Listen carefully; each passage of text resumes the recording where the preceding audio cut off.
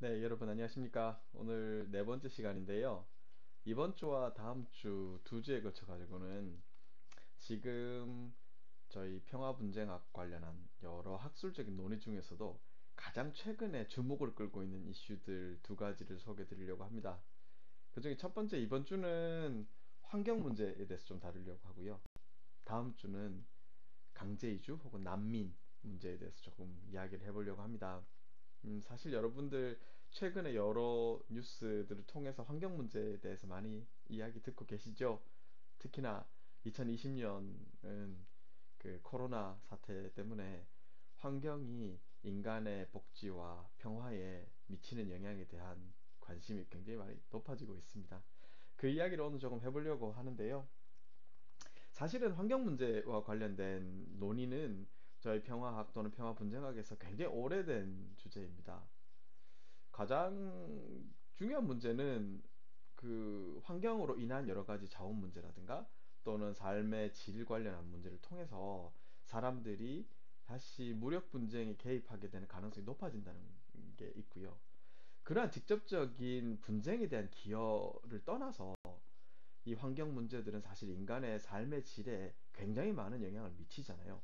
바로 그러한 중요성 때문에 이미 학계에서는 오랫동안 이 문제가 인간 사회에 미치는 영향, 또 그 나쁜 영향을 조금이라도 줄여나갈 수 있는 방향을 찾기 위해서 많은 연구들을 해왔습니다.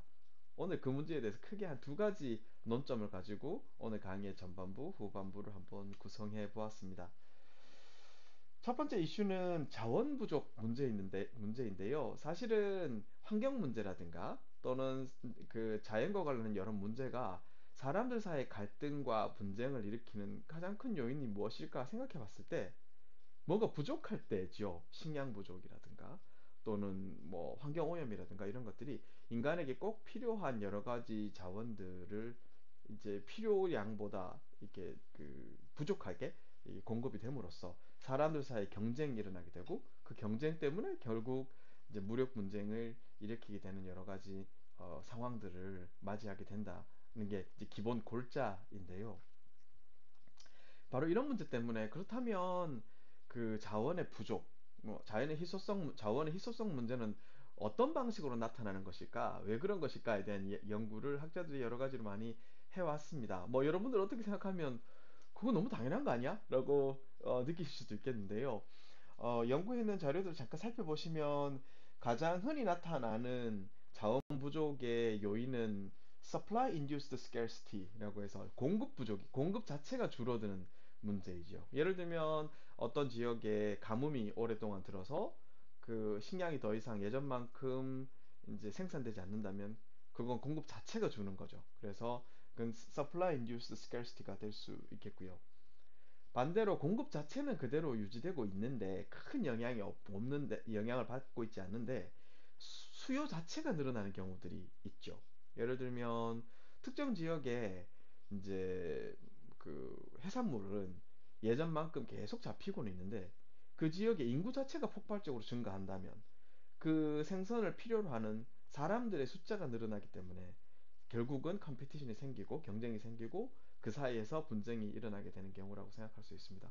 그것은 인구 자체가 늘어나는 걸 통해서 수요가 이제 확대되는 경우도 있지만 사회가 발전함에 따라서 요구되는 그런 그 광물질 또는 자원의 종류가 자체가 달라지는 경우들도 있죠. 예를 들면 예전에 산업혁명 이전에는 사실 석유나 석탄이 큰 필요가 없는 그냥 자연의 일부였습니다만 산업혁명이 일어난 이후로 그 에너지를 공급하는 굉장히 중요한 그 요인이 됐잖아요. 그러니까 지역에 예전에는 넘쳐나던 기름이 사람들이 저마다 이제 필요하게 되고 그걸 개발하는데 저마다 이제 뛰어들게 되면서 결국 또 그 자원 부족 현상이 나타나게 되는 거죠. 그러니까 이렇게 그 자원 부족의 가장 대표적인 형태로는 공급 자체가 줄어드는 경우 또는 수요가 늘어나는 경우로 볼 수 있습니다.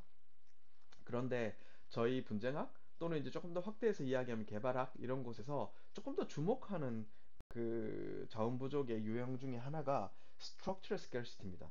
구조적으로 만들어진 그 부족 현상이라는 거죠. 다시 말해서 그 수요와 공급 자체의 그 물량을 비교해 보면 사실은 모자랄 이유가 없는데 여러 가지 사회적인 제반 여건으로 인해서 필요한 사람들이 그 필요로 하는 자원에 제대로 액세스할 수 없는, 그것을 접근하기 힘든 그런 조건들이 만들어질 때 그것이 이제 구조적인 부족이다라고 이야기를 합니다. 그러면 그건 어떤 경우가 있을까요? 잠깐 이 도표를 한번, 몇 가지 그래프를 한번 보시죠. 여기 나오는 이 지금 그 지도는요, 세계의 물 부족과 관련돼 있는 자료를 보여주는 지금 현황을 보여주는 자료인데요. 우선은 조금 그 각 색깔이 의미하는 바를 먼저 좀 살펴보시면, 먼저 파란색, 그 짙은 파란색으로 되어 있는 이런 지역 있죠. 여기는 기본적으로 물이 절대적으로 부족한 지역입니다. 그러니까 지금 그 월드 워터 디벨롭먼트 레포트라는 유네스코에서 발간한 이 자료에 의하면, 이러한 그 절대적인 물 부족 지역은 1인당 평균 그 물에 대한 접근할 수 있는, 1년에 접근할 수 있는 물의 양이 1000큐백미터가 채 안 되는 지역. 그런 지역에서는 그 지역 자체의 물이 절대적으로 부족하다라고 판단을 합니다. 사실 1년에 이 1000큐빅미터 정도라는 것은 서양의 기준으로 봤을 때 사람들이 기본적으로 먹고 또 이제 뭐 배변하죠. 그러니까 그 세니터리 관련되는 여러 가지 그 이슈 자체만 이렇게 유지하기에도 충분치 않은 양이다라고 판단하기 때문에 이제 그런 그 기준이 마련이 되었는데요.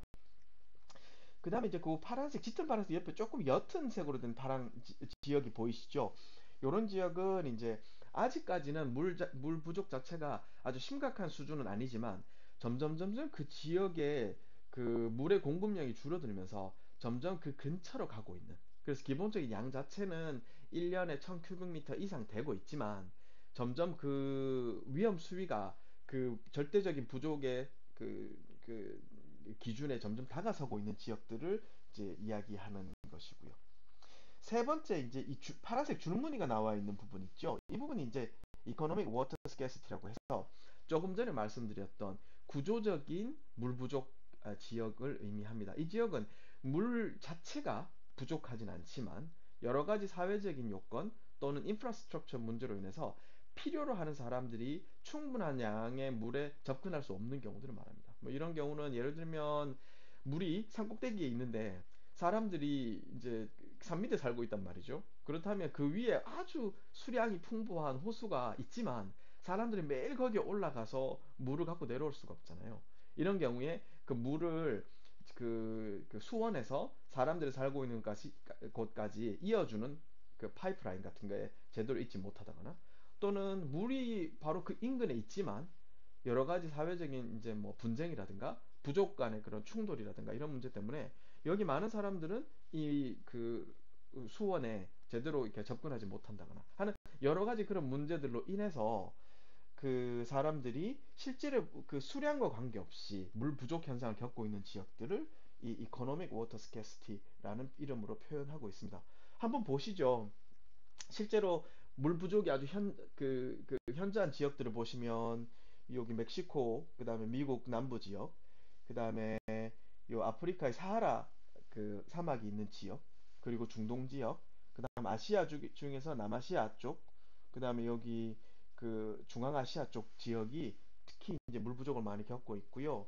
그 다음에 저 그 호주의 사막 쪽 지역도 아주 급격한 심각한 수준의 물 부족을 겪고 있는 지역으로 이렇게 확인하실 수 있죠. 그리고 다 그 주변 지역들을 보시면 사실은 아직까지는 심각한 수준의 물 부족 국가라고 이야기할 지역이라고 할 수 없지만, 점점 더 그런 물 부족 현상이 심화되고 있는 지역들이 그 주변으로 나타나고 있습니다.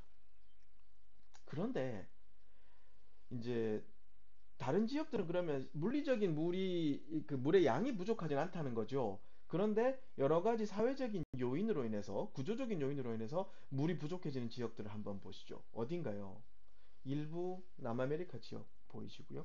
중앙아메리카 지역의 일부 국가들, 그리고 대부분의 지역에 있는 그 사하라 이남의 아프리카 국가들, 그리고 일부 남아시아, 동남아시아 지역의 국가들이 거기에 해당되고 있습니다. 소위 우리가 이야기하는 개발도상국. 이 지역이 이제 대부분 다 이 물 부족 현상을 겪고 있는 나라들이죠. 반대로 서유럽, 북유럽, 북미, 그리고 한국과 일본을 포함한 동아시아 일부 지역, 그리고 뉴질랜드, 그 다음에 호주의 대부분의 지역에서 물 부족 현상은 찾아볼 수가 없습니다. 다시 말해서 실제로 물 절대량이 부족한 지역을 제외하면 물이 대부분 다 그 절대적인 수원량은 풍부하지만 그 중에서 사람들이 다른 구조적인 이유 때문에 물에 제대로 접근할 수 있는 지역들을 보니 아주 특정 지역에 편중돼 있더라는 거죠. 그래서 이건 다시 말해서 우리가 생각하는 그 자원 부족이라는 것은 자원의 절대적인 부족과 상관이 있는 경우보다는 사회적인 요인이나 구조적인 요인이나 인프라스트럭처와 관련된 여러 가지 문제들로 인한 부족인 경우들이 훨씬 더 많을 수 있다는 겁니다. 비슷한 자료들을 한번 보시면요. 이 지역, 이 그래프는 이제 사람들이 그 improved water는 이제 단순하게 이야기하면 마실 수 있는 물, 이렇게 식용이 가능한 물이라고 생각하시면 되고요.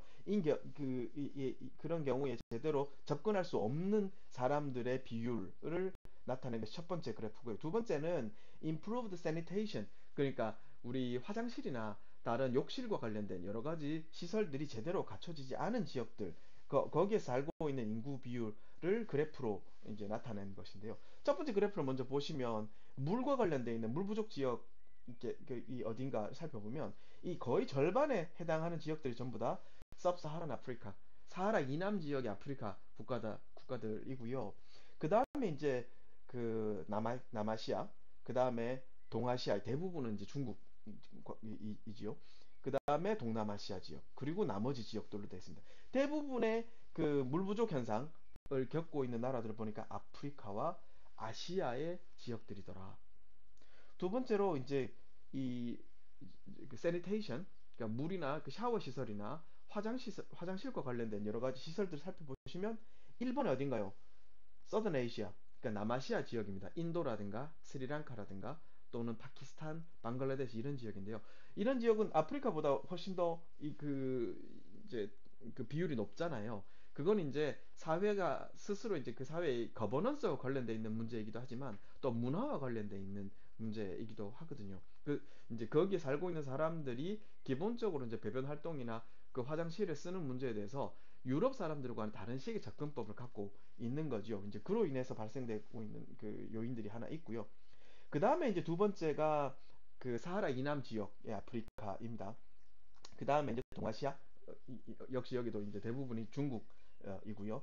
그 다음에 동남아시아, 그리고 그 다음에 이제 라틴 아메리카, 캐리비안 지역임을 보실 수 있습니다. 자, 이제 다시 한번 이렇게 물 부족 문제, 그 다음에 화장실 또는 욕실과 관련되어 있는 부족 현상들을 살펴보니 대부분의 지역들이 겹치죠. 그 사하라 이남 지역의 아프리카, 그 다음에 아시아의 많은 지역들이 대부분입니다. 역시 유럽이나 북미나 뉴질랜드나 호주와 같은 국가들은 여기에서 찾아볼 수가 없습니다. 전 세계적으로 이렇게 보니까 결국 특정한 자원, 특히 인간에게 가장 필요한 물이라든가 또는 그 화장실과 관련된 여러 가지 기본 시설들의 문제들을 살펴보니 그 사이에 세계적으로 구조적인 뭔가 편중의 문제가 보인다는 거지요. 바로 이제 이런 관점에서 우리가 자원 부족 문제, 또 자원 부족으로 인한 인간의 그런 분쟁, 무력 분쟁의 문제를 접근할 때 단지 이것이 자원을 늘리는 문제에 있는 것이 아니라 초점을 맞춰야 되는 것이 아니라 왜 지구상의 여러 가지 여러 지역들 중에 어떤 지역들은 이러한 기본적인 자원들의 혜택을 훨씬 적게 볼 수밖에 누릴 수밖에 없는가라는 문제에 좀 집중할 필요가 있습니다. 이게 이제 전통적인 방식에서 그 자원의 문제와 인간의 분쟁의 문제를 접근하는 방식이었는데요. 최근에 이제 여러 학자들은 정반대의 문제를 이제 를 발견했고요. 여기에 대해서 이제 연구를 진행하고 있는데 이제 이러한 여러 연구들을 이제 뭉뚱그려서 하나의 개념화한 것이 자원의 저주, The Resource Curse라는 이름으로 불리고 있습니다. 이건 이제 뭐냐면 여기 간단한 정의를 이제 그 NRGI 레포트에서 제가 이제 가져와 봤는데요. 줄여서 이야기를 하면 조금 전에 보셨던 사례들은 자원이 부족하기 때문에 일어나는 여러 가지 문제들, 갈등들을 다루고 있잖아요. 이 자원의 저주라는 이름 하에서 연구되고 있는 여러 가지 사례들은 자원이 오히려 많아서 사람들이 피해를 보거나 아니면 전쟁을 겪는 경우들입니다. 가장 이제 극단적인 사례로 우리가 자주 이야기하는 것은 어, 그 사하라 이남 지역의 아프리카라든가 또는 다른 일부 지역에서 있었던 자원을 쟁탈하기 위한 여러 가지 그 무력 집단들 사이의 갈등으로 인해서 내전으로 전쟁이 비화되는 경우들인데요. 그 중에 이제 하나가 바로 시에라리온 내전입니다. 혹시 이제 이런 부분에 대해서 관심이 좀 있으셨던 분들은 이 피의 다이아몬드라는 이름, 블러드 다이아몬드라는 이름을 들어보셨을 것 같은데요. 이제 뭐 아주 그 사실은 양상은 복잡합니다. 근데 시에라리온 문제를 아주 이제 축약해서 말씀을 드리면 그 원래 시에라리온의 남쪽 지역과 북쪽 지역 사이에는 지역 간의 갈등들이 좀 있었어요. 그런데 그 중에 이제 그 남쪽 지역에 근거지를 뒀던 이제 한 무력 지도자가 이 다이아몬드 광산 개발에 욕심을 내기 시작한 거죠. 그러면서 이제 이 지역을 북쪽 사람들 그 이제 원래 그 정부가 북쪽에 위치하고 있었는데 그들이 우리 다이아몬드를 다 뺏어가려고 한다라는 일종의 정치 프로파간다를 만들어내고 무력 집단을 조직하고 그래서 이제 무력 집단을 통해 가지고 정부군을 쫓아내고 아주 핵심적인 다이아몬드 광산을 지배하기 시작합니다. 그러고 난 다음에 여기서 나오는 이 다이아몬드들을 이제 그 해외 밀수를 통해 가지고 이제 유럽 지역이나 북미 지역 쪽에 팔고 거기서 나오는 막대한 자금을 통해서 더 많은 무기를 사고 사람들을 지배함으로써 이 지역에 있는 지배를 아주 공고화하게 되는 거죠.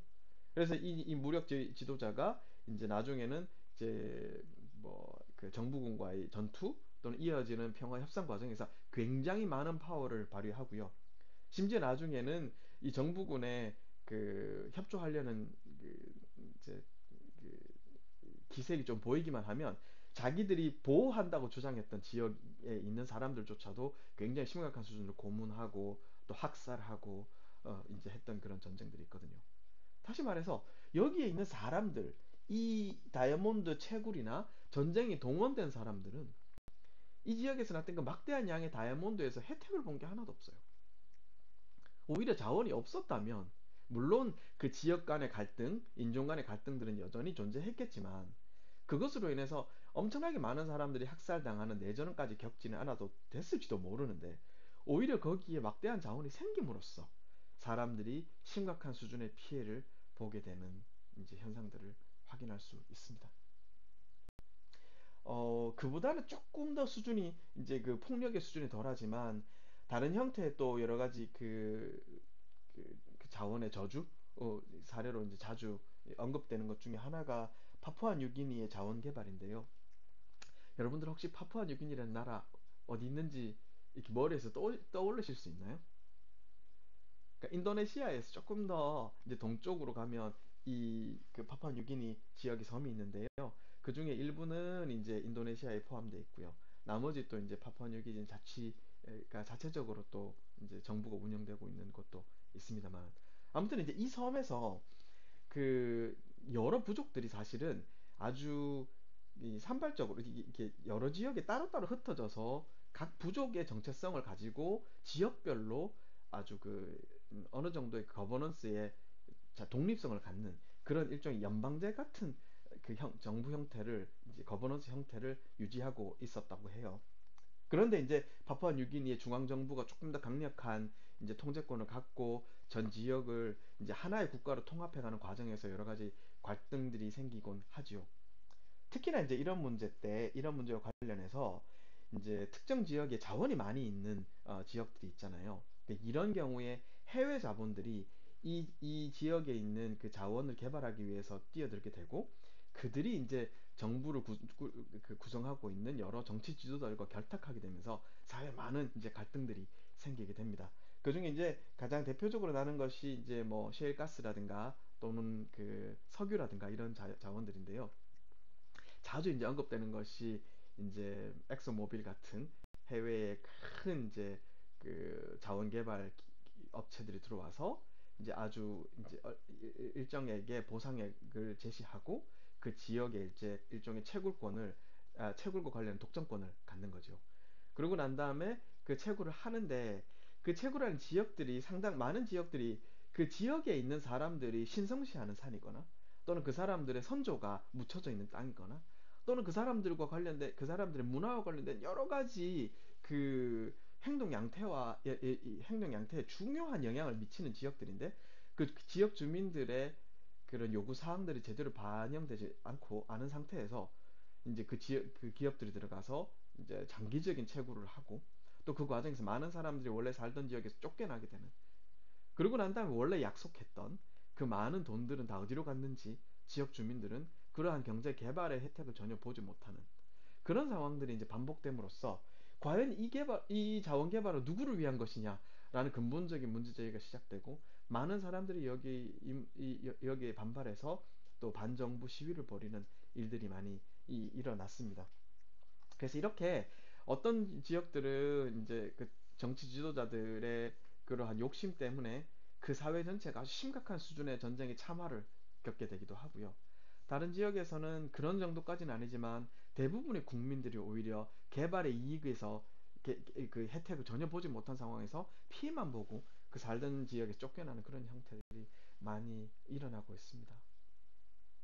그래서 이제 학자들은 도대체 이런 일이 왜 일어나는 걸까? 한편으로 단순하게 생각하면 그렇잖아요. 이런 지역들, 파푸아뉴기니 같은 나라들도 실제로 제도적인 부분에 집중해서 살펴보면 민주주의를 채택하고 있습니다. 그런데 그 사람들의 다수의 표를 받아서 정치 지도자로 선택된 사람들이 왜 자신들을 뽑아준 국민들이 아니라 외국 기업들을 위해서 그 봉사를 하고 있는 걸까요? 뭐 일부 사람들 단순하게 생각하면 이제 그 비리 문제, 커럽션 문제라고 생각할 수 있겠죠. 그러면 만약에 지금 있는 이 대통령, 지금 있는 지역의 그런 그 뭐 도지사, 거버너 이런 사람들을 쫓아내고 좀 더 청렴한 사람들을 그 자리에 올리면 그 자리에 선출하면 이 문제가 사라지는 걸까요? 이제 이런 것과 관련해서 도대체 이러한 자원의 저주, The Resources Curse라는 문제가 나타난 지역에서 왜 국민들의 선택을 받아서 정치 지도자가 된 사람들이 그 국민들의 이익을 위해서 복무하지 않는 이런 상황들이 생기는 걸까에 대해서 연구한 학자들이 있습니다. 이건 이제 자원 의존 이론, Resources Dependence Theory라는 이름으로 사람들이 이제 연구하고 있는데 여기에 대해서 조금만 더 설명을 드리고 오늘 이제 첫 번째 그 강의의 첫 번째 파트 부분은 마치도록 할게요. 그 이제 이 Resources Dependence Theory는 결국 이제 아주 단순하게 이야기하면 그겁니다. 어떤 기업이나 아니면 정부나 단체나 아니면 개인은 결국 그 단체가 운용되는 가장 핵심적인 자원을 누가 제공하냐에 따라서 그 사람들의 행동 패턴을 결정하게 돼 있다. 그 사람들의 이익을 이제 그 강화시키는 방향으로 행동하게 되어 있다. 공식적으로 그러한 구조가 어떻게 그 형성되어 있냐 상관없이 그 조직의 정말 그 운영 원리를 확인하려면 그 조직이 운용되는데 필요한 가장 핵심적인 자원을 누가 공급하는지를 정확하게 파악해야 된다는 것이죠.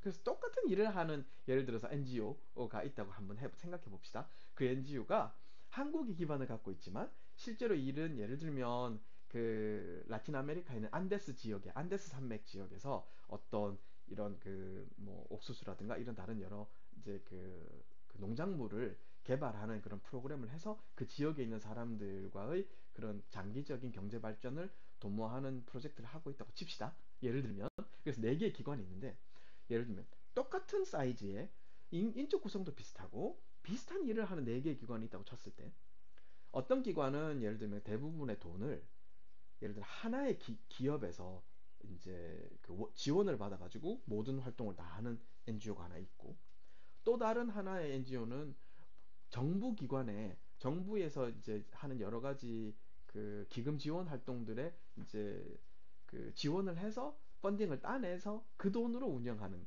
NGO가 있다고 한번 쳐봅시다. 그리고 또 하나는 이제 그 길거리 모금 같은 거죠. 크라우드 펀딩이라고 하는 거 있잖아요. 여러 다수의 사람들에게 이제 이 프로젝트의 가치를 호소해서 그 사람들로부터 이제 자원을 지원받아 돈을 지원받아서 이제 하는 경우. 이렇게 세 가지 그 서로 다른 펀딩 소스가 있다고 생각했을 때 과연 이 NGO들은 같은 방식으로 운영이 되는 걸까요? 아마 아닐 겁니다. 그래서 그러면 그 같은 NGO 안에서 정말 힘을 가진 사람들 누구일까요? 같은 사람들일까요? 이제 그런 관련돼서 이런 그 자원 의존 이론이라는 것이 발전되어 왔습니다. 그런 맥락에서 봤을 때 우리 한국이나 또는 뭐 미국이나 또는 북유럽의 여러 국가 기관들이 그 국가를 운영하기 위해서 받는 대부분의 자원은 어디에서 충족이 되나요? 우리나라 같은 경우 대부분 다 국민이 낸 세금으로 운영을 합니다. 그래서 우리가 복지를 위해서 좀 더 많은 재원이 필요할 때는 세금 인상을 이야기하지 않고 그걸 이제 그 계획을 세울 수가 없죠. 기본입니다. 국가의 재정 운용은 국민들이 낸 세금을 바탕으로 하기 때문에 세금을 바탕으로 운영이 됩니다.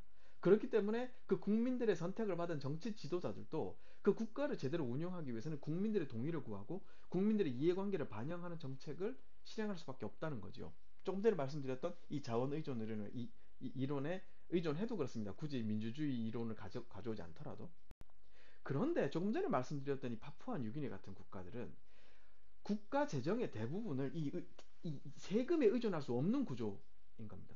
국민 전체의 그런 경제 개발 수준 때문에 그리고 그 각각의 가정들이 가게가 가져오는 1년의 그런 가계 수입의 그 정도가 그런 수입을 바탕으로 낼 수 있는 그 세금의 이 금액이 많지 않아서 그 국가가 제대로 운용되기 위해서 필요한 재원들 대부분을 국민들의 세금이 아니라 이코노믹 렌트나 해외 원조로 해결하고 있다는 거죠.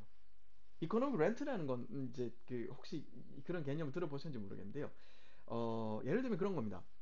내가 어떤 기름, 석유를 캐낼 때 1리터 캐낼 때 들어가는 비용이 예를 들어 3 미국 달러로 그러니까 3달러 정도 한다고 생각해 봅시다. 근데 해외 시장에서 이걸 수출했을 경우에 가격이 1리터당 예를 들어서 100달러를 받는다고 가정해 봅시다. 이게 그냥 순수한 가정입니다. 실제 그렇다는 이야기가 아니고 그렇다면 내가 드리는 비용 어떤 자원을 판매하기 위해서 꼭 최소한 받아야 되는 비용은 3달러잖아요. 그 이상 그 밑으로 받으면 이건 우리가 채굴 자체가 불가능한 겁니다.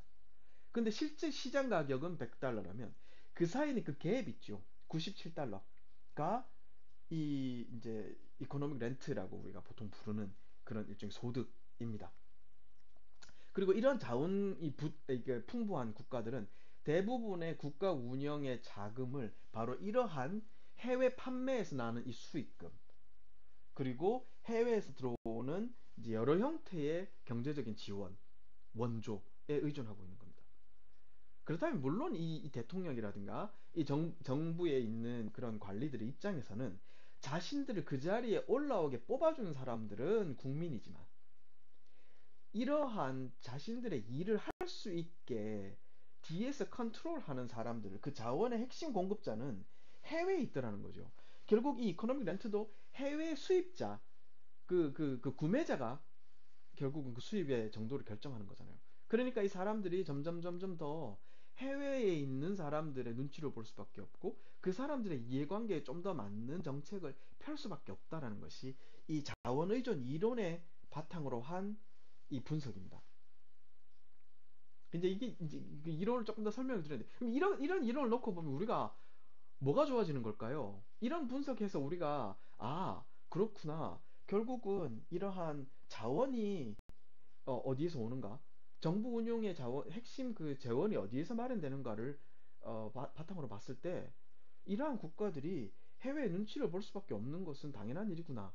라는 걸 알았다면 우리는 어떤 혜택이 있죠?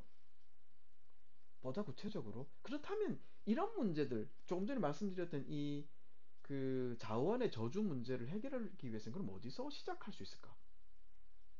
이 여러 방안들이 있지만 결국 이런 이론들을 통해서 봤을 때는 그렇다면 이 자원들을 채굴하고 판매하고 그로 인해서 들어오는 그 수입이 들어오는 그 구조를 정확하게 들여다보고 거기에 국민들이 레버리지를 행사할 수 있는 방안을 찾아야겠구나.